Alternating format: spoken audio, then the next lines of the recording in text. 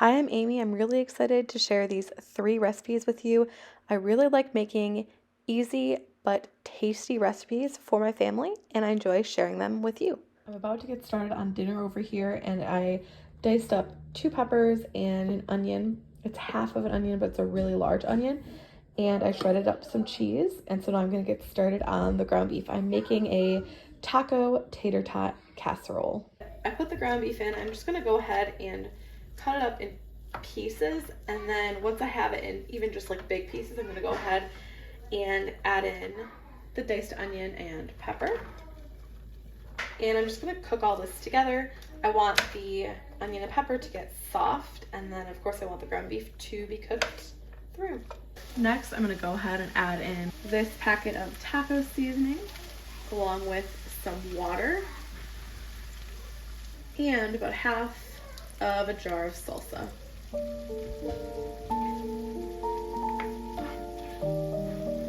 Now that I've gotten that all mixed together, I'm going to add in 1 can of beans. These are black beans. You could probably add, pinto beans, any sort of bean that you prefer. And I'm also just going to add in some frozen corn.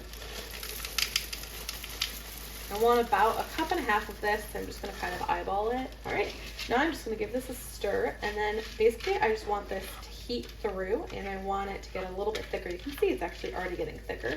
I might even add a little bit more water to this, but I'm going to give it a stir. I am going to go ahead and add in a little bit more water.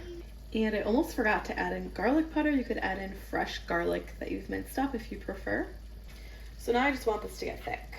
So I'll probably cook it for about 5 minutes, and that should thaw out the corn and get everything warmed through. I'm just gonna go ahead and dump this in this casserole dish. Originally I was gonna cook this later, but I'm actually just gonna throw it in the oven now and later, just because the package says not to thaw the tater tots, to cook them from frozen.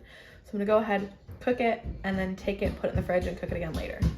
So I have this shredded cheese. The recipe calls for 2 cups, but I actually am only going to use about 1.5 cups or 1 1/3 cups. So I'm just going to sprinkle a little bit of cheese down. Now I'm going to dump about half of a package, so 16 ounces of tater tots on the top. And then I just want them to be kind of evenly laid out on here, but you could just dump it on if you'd like. Doesn't really matter. The oven's on at 400. I'm going to go ahead and bake this for 30 minutes. Take it out, put some enchilada sauce on top, and then add the remainder of the cheese. So I'm gonna go ahead, put it in the oven, and then I'll show you when I add on the cheese and enchilada sauce. Okay, I just took this out. It was in the oven for 30 minutes. I'm adding some enchilada sauce to the top. Just trying to get it on as evenly as I can. And then I'm gonna add some more cheese to the top of that. Now I'm putting this back in the oven for about 10 minutes so that the cheese melts. Okay, there it is. It looks pretty liquidy, but I think it'll continue to kind of thicken up and harden once it gets not so hot. I'm adding some green onion to the top.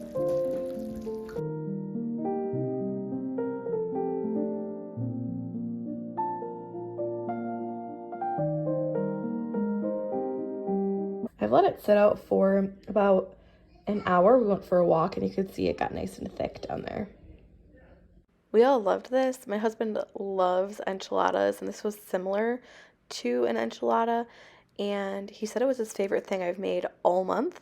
So I would definitely recommend trying it. It didn't plate super beautifully, but it was tasty. I want to show you super quickly what I'm going to do for dinner tonight. So I don't know if you've seen the cottage cheese pizza toast. I figured I would try something different, but kind of like a take on that.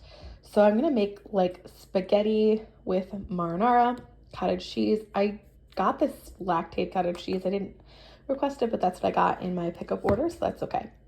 I'm gonna add some basil and some garlic just to make sure it has enough flavor, and that's what I'm gonna do. I'm also gonna blend this up just because I don't want the texture of cottage cheese. I want it to be smooth. So hopefully it'll be kind of like ricotta. Anyway, let's go ahead and make this. I'm really excited to give it a try. I'll definitely let you know how it is, and I'll leave the recipe in the description below. Since I wanted the cottage cheese to be smooth, I added it to a food processor. You could use a blender or an immersion blender even. I did a couple of garlic cloves.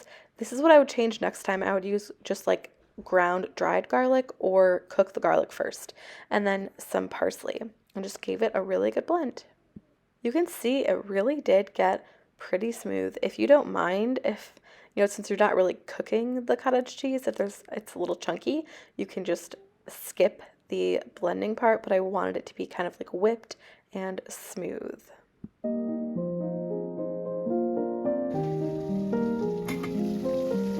This recipe is going to come together so quickly, so I'm going to go ahead and add my pasta since the water came to a boil. While the pasta is cooking, I'm going to go ahead and just cut up this basil. So I like to kind of roll it up.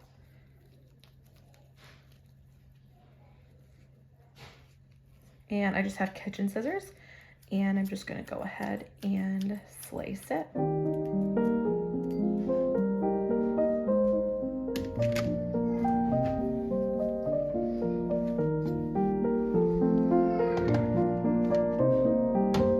I'm taking out about half of the pound. My husband prefers to have just like plain pasta with the sauce on top. And also I don't know if we're gonna like it, so I figured this is a good plan.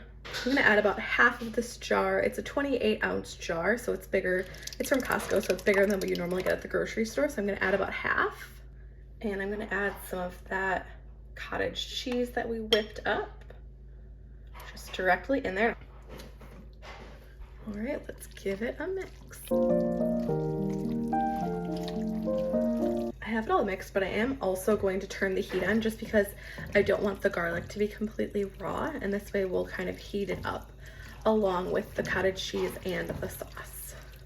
I made a mess over here, but I just wanted to show you that I used half of the cottage cheese, so a half cup, and I used only half of the pound of spaghetti.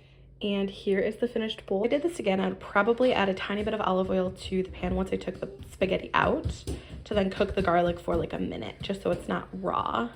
And then I would add it to, add the cottage cheese mixture and the sauce and all of that stuff. But here it is. It's really good. I do like it. It is a higher protein than a normal just spaghetti with marinara recipe.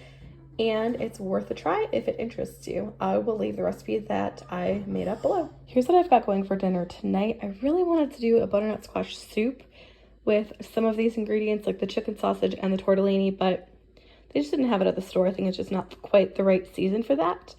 But I'm gonna be making tortellini with this garlic chicken sausage. You could of course use any chicken sausage or even just regular ground sausage that you can just cook up. And Parmesan, garlic, some seasonings, and some broccoli. So let's go ahead and get started. This is gonna be really easy, but I think it'll be really full of flavor.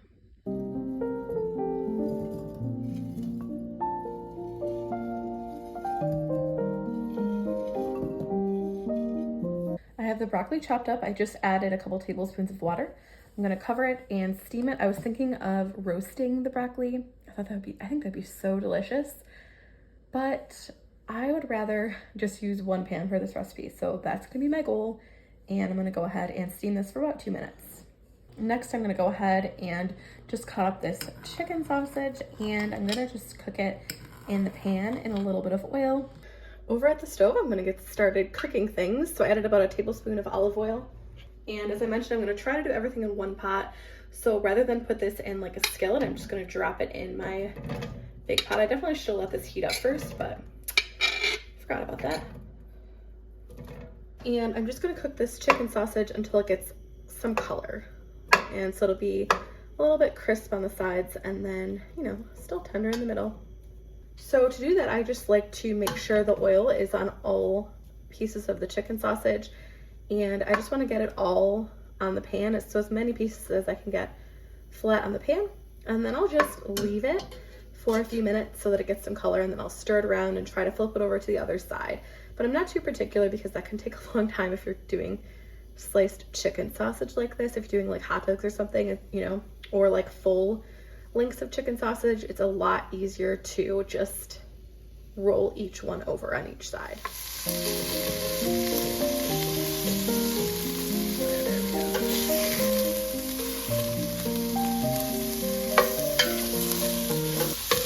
Chicken sausage has some nice color, so I'm gonna go ahead, take it out of the pan, and then what I'm gonna do is I'm just gonna put water in it and bring it to a boil. So if you wanted to just make this a lot quicker, I mean, it's still going to be a really quick meal, under 30 minutes for sure. But if you want to make it even quicker, you could definitely just cook the chicken sausage in a separate pan while you're boiling the water. You have the water in the pot and you're waiting for that to come to a boil. Since I didn't use a nonstick pan, there are some like chicken sausage bits on the bottom of the pan, so I'm just going to kind of scrape the bottom so that that gets in the water. I think it'll only enhance the flavor of this dish overall. Also, I don't know what's going on with me. I spilled water over here. I just splashed some water out of the pan, but I guess I'm a messy cook today over here.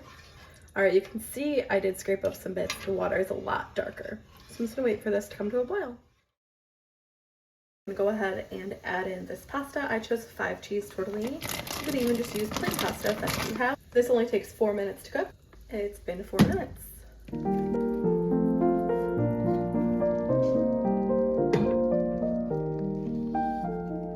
gonna go ahead and add the seasoning. So I'm gonna add garlic powder. I was gonna use fresh, but just opting for something easier. Some oregano, salt, pepper, and I'd say you can definitely add whatever your favorite seasonings are, whatever you think would go well here. I'm gonna add that chicken sausage in, the broccoli right in there as well, some grated Parmesan cheese, a tablespoon of butter, and I'm just gonna give it a nice stir until it's all combined.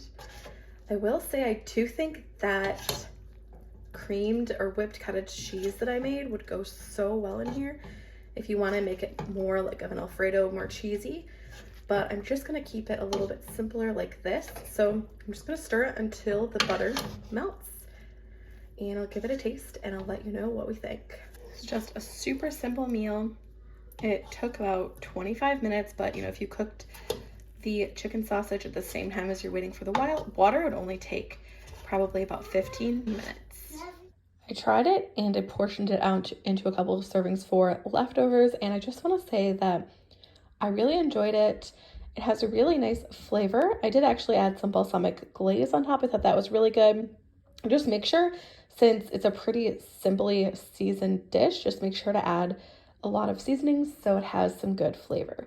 But the chicken sausage with the tortellini and the broccoli just pairs really, really well together. And if you want some marinara, just add that on top. I think that'd be really good as well. Thanks for watching. I hope you enjoyed this video. Don't forget, if you did, to give it a thumbs up and go ahead and subscribe if you're new. I'd really appreciate that. And I look forward to seeing you in the kitchen again next time. Bye.